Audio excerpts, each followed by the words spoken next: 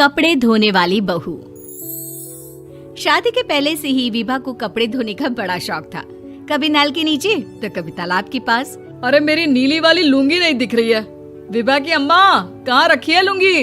अरे वो तो विभा ने परसों ही धोकर रखी थी आपकी अलमारी में, देखो वहीं होगी। वो ना मैंने आज धो दी, मुझे लगा कि गंदी हो गई होगी। अरे कैसे गंदी हो गई थी, उसे तो मैंने पहना भी नहीं। हे भगवान, इस लड़की के कपड़े धोने की आदत से परेशान हो गया हूँ मैं। जितना तो घर में राशन नहीं आता उससे कहीं ज्यादा डिटर्जेंट पाउडर का खर्चा है। इसकी शादी करवा दो, शादी जाए अपने घर में ही करे काम, फिर चाहे घर के कपड़े धोने हो या पूरे गांव के। हाँ ठीक बोल रही हो, देखता हूँ मैं कोई लड़का। वो दिन भी आ जाता है जब विभा को देखने लड़के वाले आ जाते हैं। लड़की मुझे अच्छी लगी। होने वाली सास कहती है, बेटी अगर कुछ पूछना है तो पूछ लो। वैसे तो हमारी लड़की बहुत ही शर्मीली है, जो बोल दो वो मान लेती है, इसे क्या पूछना होगा। अरे कैसी बात कर रही हो माँ, मुझे इन लोगों के घर रहना है, सवाल तो कई है। हाँ हाँ बेटा पूछ लो ना, क्या पूछना है। आप लोगों के घर कपड़े कौन धोता है? सास का मुंह बन जाता है। देखो अगर तुम ये कहना चाहती हो कि तुम्हें कपड़े धोने नहीं आते तो सुन लो, कपड़े मैं ही धोती हूँ, लेकिन तुम्हारे आ जाने के बाद मैं रुमाल तक नहीं धोऊंगी। अरे चुप रहना भाग्यवान, बहू बेचारी घर आई नहीं, उसे डराना शुरू कर दिया। वो क्या है ना बिटिया, अभी तक तो ये कल्लू की माँ ही धोती थी, लेकिन अब तुम्हारे पापा तो दहेज में वॉशिंग मशीन देंगे ही।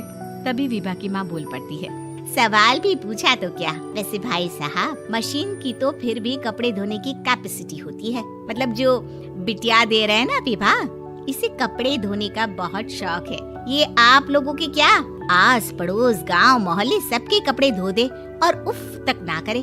बाहर देखा नहीं आपने कितने कपड़े सूख रहे हैं, सब हमारी बिटिया ने ही तो धोए हैं। बस भी करो ना माँ, शर्म आ रही इतनी तारीफ सुनकर।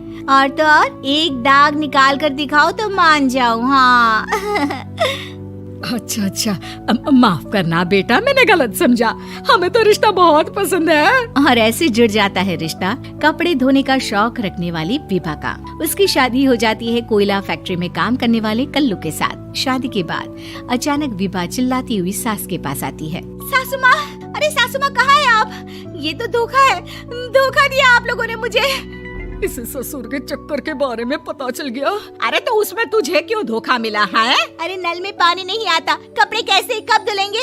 अच्छा तू पानी नहीं आ रहा उसकी बात कर रही है। तो आपने क्या सोचा?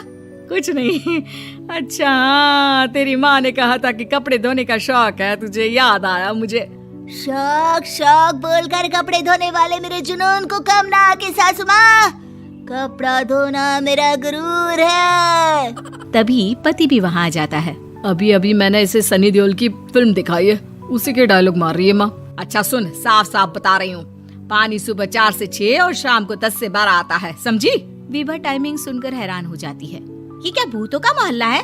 सुबह 4 बजे उठकर कौन कपड़े धोता है? 4 बजे टंकी में पानी जाता है, फिर सारा दिन धोना ना, किसने मना किया? अरे कैसी बात कर रही हैं? 200 लीटर की टंकी में कितने कपड़े धो लूंगी मैं, सुबह ही उठ जाऊंगी मैं। अब क्या था, विभा सुबह 4 से लेकर रात के 12 बजे तक कपड़े ही धोती रहती। एक रोज सास पड़ोस से निकलकर कहीं जा रही होती है कि साथ वाली कहती है, हाँ कल्लू की माँ, जरा ये बताओ कि 2 साड़ी है, 2 ब्लाउज और एक पेटीकोट और एक नाड़े वाला लंबा कच्छा। हाँ तो? अरे तो क्या, कितना लोगी धुलाई ये बताओ। धोबन दिख रहे हैं हम क्या?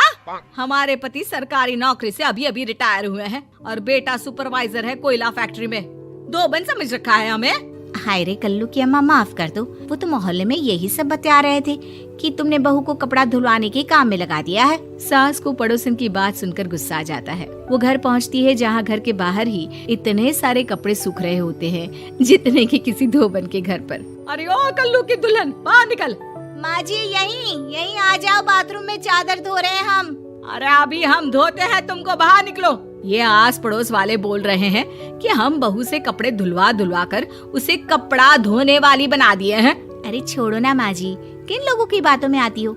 आस पास के लोगों का तो काम ही होता है कि वो किसी तरह सास बहू को लड़ा दे। बहू सारे घर के कपड़े धोती है, ये क्या कम है? बोलिए।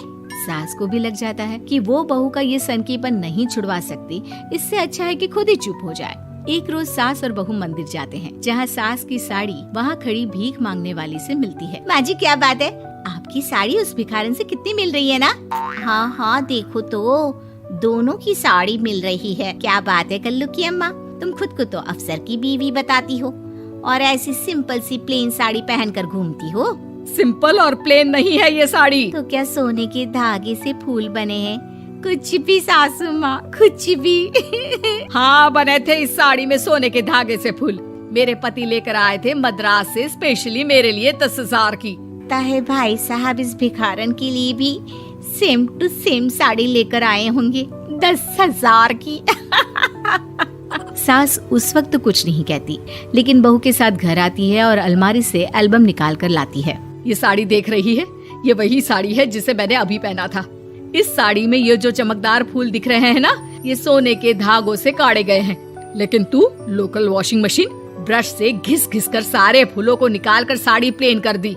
मुझे माफ कर दीजिए सासू माँ। और तो और, जब मैंने तुझे तेरी गलती के लिए कुछ नहीं कहा, लेकिन तूने तो सबके सामने मेरा मजाक ही बना दिया। क्यों? बहू को समझ में आ जाता है कि अब से उसका कपड़े धोना बंद। अगर आपको हमारी कहानी पसंद आई हो तो वीडियो को लाइक करें, शेयर करें और चैनल को सब्सक्राइब करें।